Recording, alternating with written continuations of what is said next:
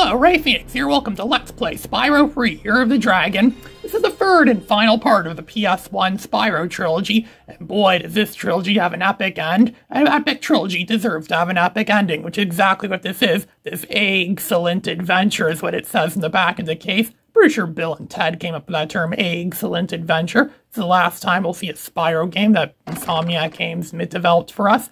It's nice to see the people in Insomniac still cared about Spyro at this point. They just wanted to give Spyro one last great adventure, and then we could go and make Ratchet and Clank after this. This game is all egg-oriented, it's all egg-centric, it's egg. Everything about this game is about eggs. We kind of saw eggs foreshadowed a little bit in Spyro 1.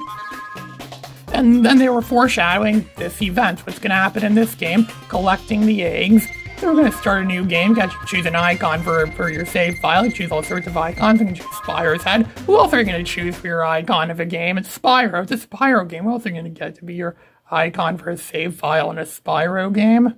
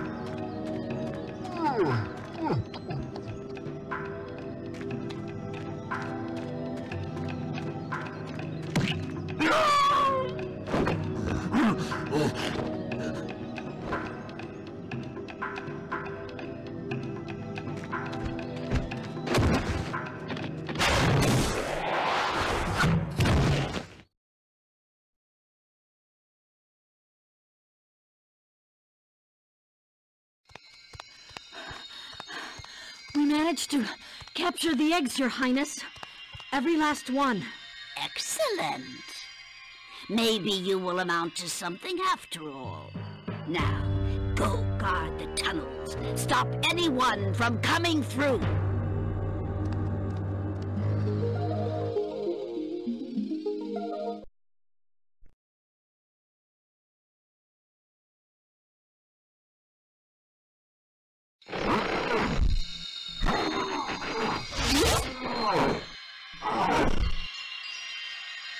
Where are the eggs?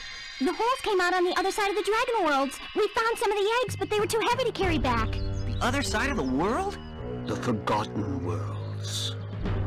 Spyro, you'll have to go. Nobody else can fit down the holes. Yeah, come on, let's go!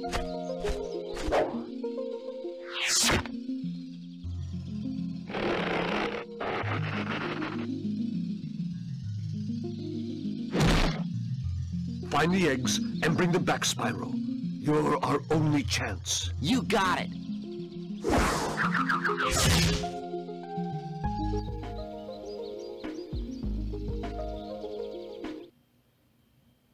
Pretty much every Spyro game always begins with that, if we see Spyro in some plain green grassed world. It's supposed to be the dragon world. We saw it in Spyro 1, we saw it a little bit beginning of Spyro 2, and now we're seeing it in this game, Spyro 3. The people who made this game, they get Insomniac, they're kind of nostalgic, I think, towards the original Spyro. This game does have quite a few things that make it reminiscent of the original Spyro the Dragon. Like in that intro we saw right there, we saw those dragons again, those adult dragons. You didn't see those adult dragons at all in Spyro 2, but they're back in this game. Just the beginning for a little bit, of course, because we're not really in the Dragon Worlds, we're in the Forgotten Worlds. Every Spyro game is always set in some sort of different venues and different worlds. Kind of like how the first game was set in the regular Dragon Worlds, the second game was in Avalar, and now this time around we're in Forgotten Worlds. The music in this game is really good. Stuart Copeland did the music to this, and he really nailed it. And someone else named Ryan Beveridge also did the music to this game too. Well, whatever they did with this game, it turned out pretty good.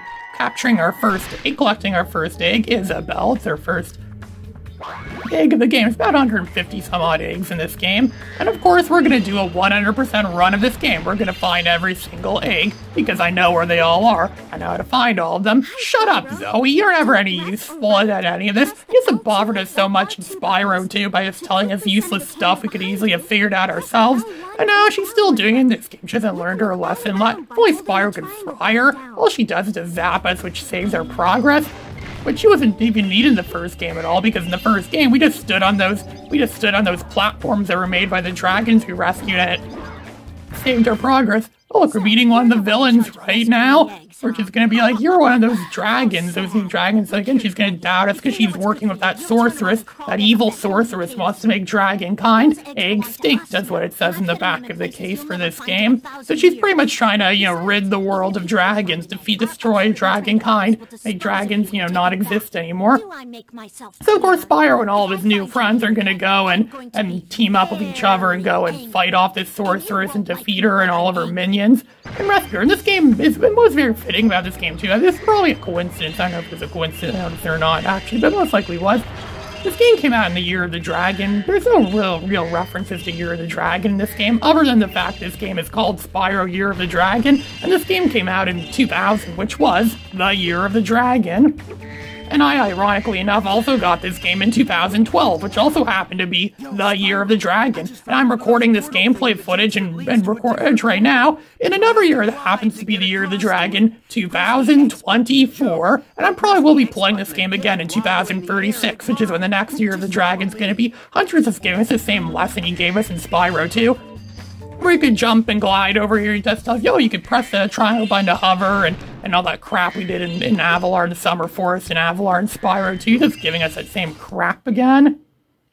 I remember getting this game in July of 2012. Again, it was a complete coincidence. It was Year of the Dragon. I bought a copy and I thought, wow, this is awesome. Spyro free for $15. If it was $30 for just a disc, I still would have bought it. Of course, I'm not going to tell the person selling the game that because I want them to get the idea that I would be willing to pay more. I'm just a worthless pigeon that just empties out my wallet at the side of Spyro. Oh look, there's Spyro! I better grab out my wallet because he's gonna fry it all down. Instead, I'll give it to everything to him.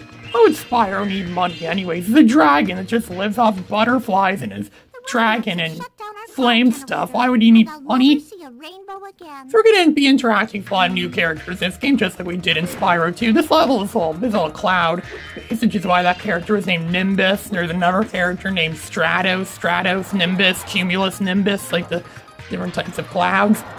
I never really thought of this level as being the first level in the game. I mostly thought it as being the second level in the game. But just like most of the other Spyro games, what is the first level or second level? It's mostly just non-linear gameplay. You can play the levels in the worlds in pretty much any order you want.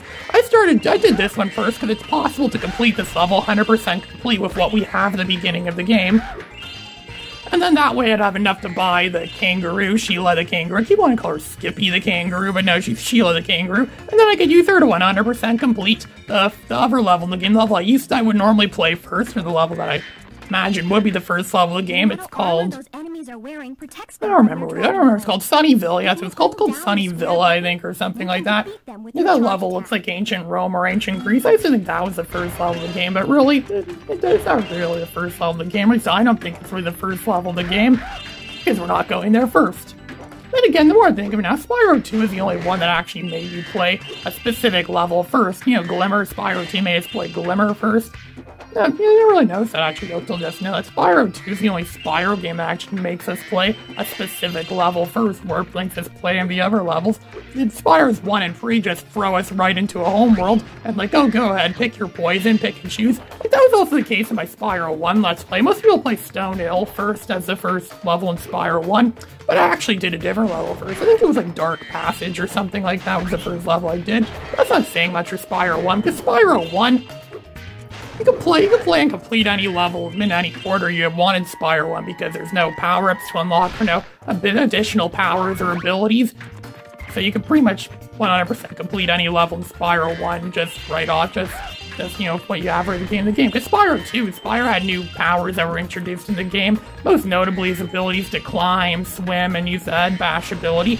And Spyro still has those abilities. You may have noticed that Spyro did a head bash at the beginning of this game, because Spyro still has all the abilities in this game that he earned in Spyro 2. He doesn't have to earn them again, so it's nice they didn't make us do all that again, or make us earn all that. Instead, we get something else in this game. It's additional characters. That's right, this game actually introduced, there's more playable characters than just Spyro in this game. We also play as a kangaroo named Sheila. We could play as this penguin soldier guy named Sergeant Bird. We also play as this Yeti named Bentley and this space soldier thing named Agent 9. And Moneybags is going to continue to harass us in this game, like he did a lot in Spyro 2. You thought he was bad in Spyro 2. He's actually worse in this game. He really upped his prices to accommodate for inflation, and he's really going to be stalking us. And just, he's going to be, everywhere in the game. I wish I could have played this level on the first day that I got Spyro free, but then I took Spyro free, I noticed my copy didn't work. It was it scratched at a critical point or something like that. I thought, man, dang it, I got robbed of Spyro free, but I took it back to the store the next day, and someone happened to bring in another copy of the game, so I got lucky right there, and I lucked out. Now I have a copy of Spyro free, Year of the Dragon. As a low-resolution printed cover that someone made. I know a friend of mine named Arcanine50 would say, oh, we probably didn't care about printing out the cup properly because, well, you didn't have a good enough printer. It's not really about your printer. It's more about, using Photoshop and getting the best resolution possible. The people who did that clearly, whoever printed that clearly didn't care about resolution. It looks very blurry, like a bootleg, almost like some of those bootleg DVDs I was watching videos on where they has, blurry...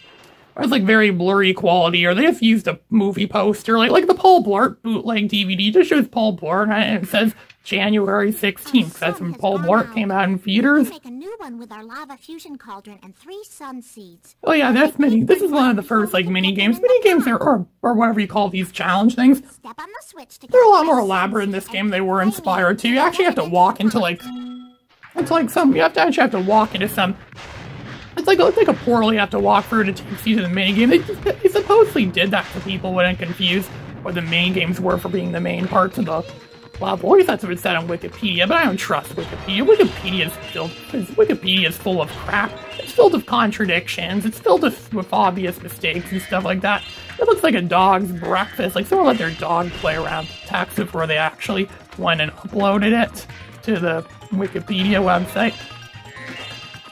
Or it's almost like maybe someone thought they were just typing out stuff on their computer and somehow it actually came out on Wikipedia. Kind of that episode of The Office when Ryan tricked Creed into typing something onto his computer thinking it was being posted online. He just took a Word document and posted a URL at the top and saying, okay, write stuff in here, it's going to be posted onto the internet, but it's really just a file on his computer. There's this yellow balding with sunglasses. Looks like that thing from Windows 2000 in the Windows Media Player in Windows 2000 when you play music. It shows something. I think it's supposed to be a sun or something like that. It's wearing sunglasses and it shows that. It's like a small pixelated thumbnail. It shows at the bottom of the window for playing Windows Media Player and Windows 2000 was pretty good. I don't really think it's underrated though. I think most people know how great Windows 2000 is. It is kind of overlooked, though, because it came out after Windows 98, before Windows XP, and it also came out after Windows NT 4.0. It kind of was a sequel to Windows NT 4.0. I made videos about that a long time ago where I played around with Windows NT. Windows NT is fun to play around with. If you're a businessman or an office man or something like that and like to play around with Office software, because people love watching videos on Office software, right? What do people actually do with these old versions of Windows? There should be more videos on YouTube about stuff like that. Now that's what I call a sun. Here, you can have. There we go. He made the sun now. We saved the sun. And now he's going to give us an egg. Eggs are pretty much like what orbs were in Spyro 2. Only there's a lot more of them in this game. There's no talismans in this game either. This game actually is slightly more simple than Spyro 2 is in terms of things you collect in the game. I think the people who made this game were kind of nostalgic for the first Spyro. I just think it was ridiculous when people said Spyro 1 was the best Spyro game ever, or that it was way better than Spyro's 2 and 3. But now after playing this one a lot and revisiting this game a lot, I can see why some people don't like Spyro 3 as much, and I can also see why some people would say Spyro 1 is the best one there is. I thought of doing a challenge with Spyro 1, kind of that challenge I did with LEGO Star Wars The Complete Saga, where I have 24 hours to 100% complete the whole game, and even do the bonus stage at the end too. Or it probably won't be 24 hours, it'll probably be 12 hours, because Spyro 1 is actually not that long of a game if you know where everything is. But I think I may have already done that before. I did a Let's Play of Spyro 1 many months ago, and I'm going to add up how long it took me to play for the game in total based on the recordings that I have. And I probably did 100% or more than 100% complete that game in under 12 hours. So I think I may have already achieved that challenge. I just don't even know it. I think a lot of people may have actually did that challenge. I just didn't know. So it's not really much of a challenge, and if it's something that everyone knows about or something that everyone has done. So we're going into this next mini-game here. There was something very similar to this in the Glimmer level in Spyro 2, where you just fly, where you just get like an infinite flying thing, and you can have to like flame those light things within a certain amount of time, and then you get an orb, and this game's gonna be an egg, of course. This is just like that same thing, but it's just done in Spyro 3. It's probably because it's the first level of the game. Maybe they thought people might play this level first, but they very well could be played first. I mean, I'm playing this level first. So they wanted like some like introduction to the game. There's those chimes. I remember I had some files of the soundtrack for this game that I got from some website. The first thing I ever played was that chime it's playing right now. I'm thinking, I wonder where that was in Spyro 3. I don't remember that. Oh, there it is. Just a chime. That looks like a chime or something like that. And there's Jake. We just rescued another egg. Really rescuing a lot of eggs already. Look at that, those thieves are back. Those thieves we first saw in Spyro 1. They had eggs in Spyro 1, and they have eggs again in this game. Those thieves. I don't think they make that same annoying sound they made in Spyro 1 and 2, but they're back in this game. Wonder whatever happened to those eggs Spyro collected in Spyro 1. I wonder if they ever became the eggs in this game, or if they ever hatched and became actual dragons, or something, you know. I sometimes wonder what happened to those eggs. They never really followed up on it at all, or gave us any real reason why I collect them. We just collected them as a means of getting the game 100% complete, so we can see the bonus level at the end of the game. Other than that, they didn't really serve much of a purpose at all. There's no real backstory behind that, or why they did that. Maybe Nasty Nork was secretly working with the Sorceress. Maybe the Sorceress was on to us all this time. That could have been a plot line from this game. The Sorceress was on to us this whole time. Maybe Nasty Nork was one of her accomplices, or some drone that she had under her command that did what he did so he could ultimately make. And then if he did win and rule the dragon world, maybe the Sorceress would have come and made all the dragons extinct or something like that. That could have been a plotline, or maybe possibly for a future Spyro game after this. I don't think anyone cared about Spyro games after this. It's gonna be running around a lot. You're trying to look for the last bloody gems, the last remaining gems. Every Spyro game has that like one moment where you have to run around for a level, spending like several hours running around trying to find that one last measly little gem, and then you find it in a place where it's like, how could I have noticed that? How did I not see that, or something that I did not see that coming? It's going to be roaming around here for a bit, trying to look for the last gems. All the whirlwinds in this level have now been activated, so now it's possible for us to get 2 parts of the level we weren't able to get to earlier. That thing is close, there's no way for us to break that, so we could jump and glide over here. We could find a purple gem. The gems are pretty much work the same as they did in all the other Spyro games. They never changed that. Not really much has changed in this game in terms of how it controls. Mostly plays like Spyro pretty much controls the same as he did in Spyro 2, and a lot of the graphics and stuff, and like the 3D models and things in this game, like the 3D models, vases that have gems in them and all that. That's all been reused from Spyro 2, which is not that uncommon of a thing to reuse assets from the previous game and the sequel.